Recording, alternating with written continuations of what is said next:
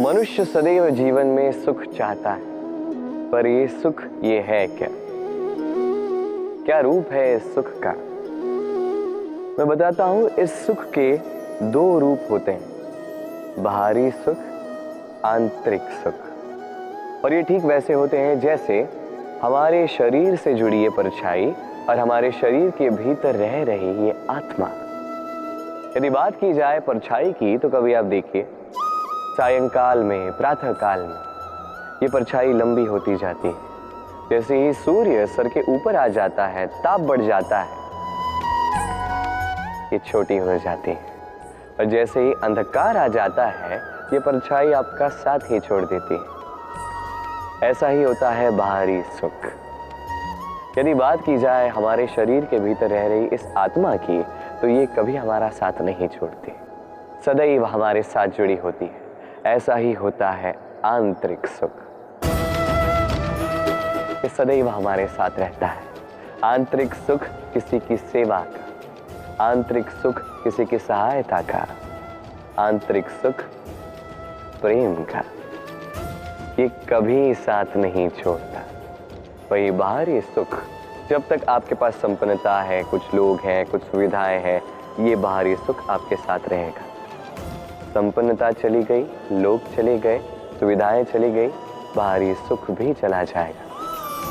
मनुष्य कई प्रकार के मनोरथ करता है, इच्छाएं करता है, अभिलाषाएं करता है, कामनाएं करता है, स्वप्न देखता है, चाहता है वो सफल हो, उसे संपन्नता मिले, और अंततः निराश हो जाता है क्योंकि ये सब नहीं होता। अब एक छोटा सा उदाहरण देता हूं। वन का राजा किसे कहा जाता है? सिंह। अब सिंह वन का राजा, इसलिए मृग उसके पास आकर ये तो नहीं कहता कि आप तो वन के राजा हैं, आप मुझे मार दीजिए, आप मुझे खा जाइए और अपनी भूख को मिटा दीजिए। ऐसा तो नहीं होता।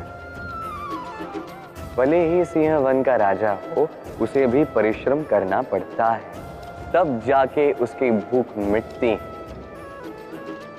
ऐसे ही आपके सारे स्वप्न, आपकी सारी इच्छाएं, आपकी सारी अभिलाषाएं, सारी आकांक्षाएं पूर्ण होंगी, अवश्य होंगी, परिश्रम से, केवल सोचने से नहीं। तो आप भी जीवन में परिश्रम कीजिए, अपने सारे स्वप्न पूर्ण कीजिए। क्या आप कभी किसी ऊंचे पर्वत के शिखर तक पहुंचे? यदि आप पहुंचे हैं या यदि आप किसी ऊंचे पर्वत पर जाएंगे, तो ध्यान से देखिए, जैसे जैसे आप ऊपर जाते हैं, वैसे वैसे सर्वप्रथम सारी वनस्पतियां लुप्त होने लगती हैं। तत्पश्चात सारे पेड़ पौधे, पशु पक्षी सभी लुप्त होने लगते हैं। अंततः शिखर पर रह जाती है केवल शांति, एकांत। अब मनुष्य के साथ भी यही होता है।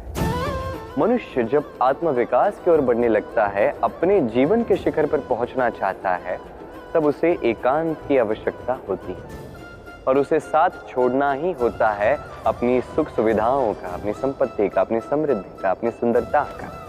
देखिए, जीवन के शिखर तक पहुंचना ये सरल तो नहीं है, अत्यंत दुर्गम मार्ग है ये। किंतु यदि आप वहां पहुंचना ही चाहते हैं, तो आपको त्याग की प्रवृत्ति जागृत करनी होगी। त्याग क्या है ये सीखना होगा, क्योंकि त्याग से ही मन में शांति आती है और इसी शांति से मन में उत्पन्न होता है प्रेम।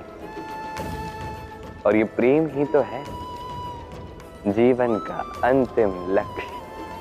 कभी कभी हम जीवन में सोचते हैं, वो व्यक्ति जो धर्म के पथ पर चलता है, यदि उससे कोई भूल हो जाती है तो नियति तुरंत ही उसे कठोर दंड दे देती है। परंतु वो लोग जो संसार के बड़े से बड़े अधर्मी हैं, बुरे से बुरे कर्म करते हैं, उन्हें नियति अनेक अवसर देती है। उन पर नियति इतना कठोर प्रहार नहीं करती। ये सोच आती है कभी ना कभी मन। अब सोचिए ऐसा क्यों है? देखिए, जीवन को अधिकतर लोग एक ही पहलू से देखते हैं, हर पहलू से देखना चाहिए। मुझे बताइए, क्या संसार में कोई भी अधर्मी प्रेरणा स्रोत बन सकता है? कदापि नहीं। जो व्यक्ति स्वयं की ही आत्मा को मलिन कर देता है, वो संसार को प्रेरणा क्या देगा? वो स्वयं ही समझ नहीं पाता उचित क्या है, धर्म क्या है, तो नियति उसे एक अवसर देती है समझने का उचित क्या है, धर्म क्या है। अवसर देती है विवेक जगाने का, अवसर देती है अपनी अंतरात्मा की पुकार सुनने का। जब ये भी नहीं होता तो नियति के पास एक अंतिम विकल्प शेष रह जाता है, और वो है महाविनाश।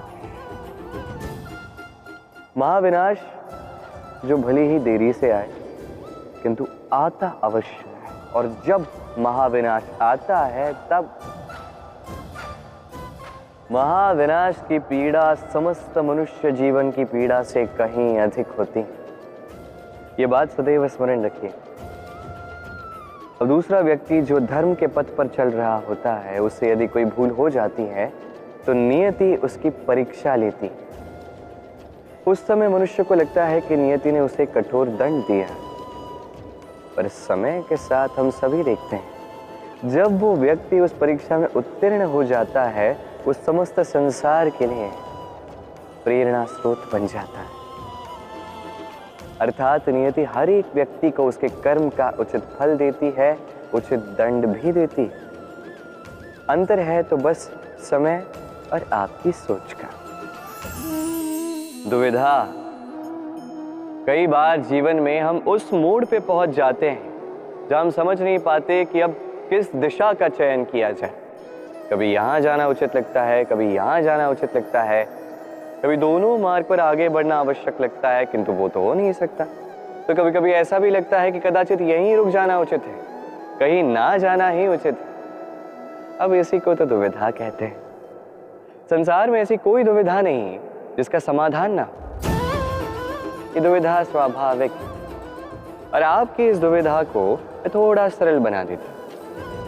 दुविधा में जब भी चयन करें तो ये सोचकर करें कि आपके इस चयन का इस संसार पर, इस समाज पर क्या प्रभाव पड़ेगा। अपनी लाभ और हानि के विषय में सोचना छोड़ दीजिए और कर्म कीजिए संसार के हित के लिए, आने वाली पीढ़ी के हित के लिए। सोचिए कि आपके इस कर्म से उनके जीवन का उद्धार कैसे होगा, क्योंकि यही विचार उचित विचार। देखिए, कई बार औषधि जो होती है वो कड़वी होती है, किंतु यही औषधि तो उपचार भी करती है ना।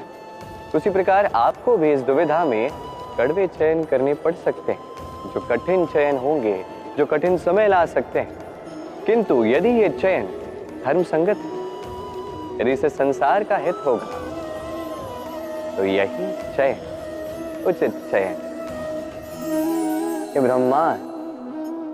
ये ब्रह्मांड कितना बड़ा है ना, इसके समक्ष ये पृथ्वी भी मात्र एक बिंदु लगती। अब इसी पृथ्वी पर हम कौन है, हमारा आकार क्या है, हमारा अस्तित्व ही क्या है।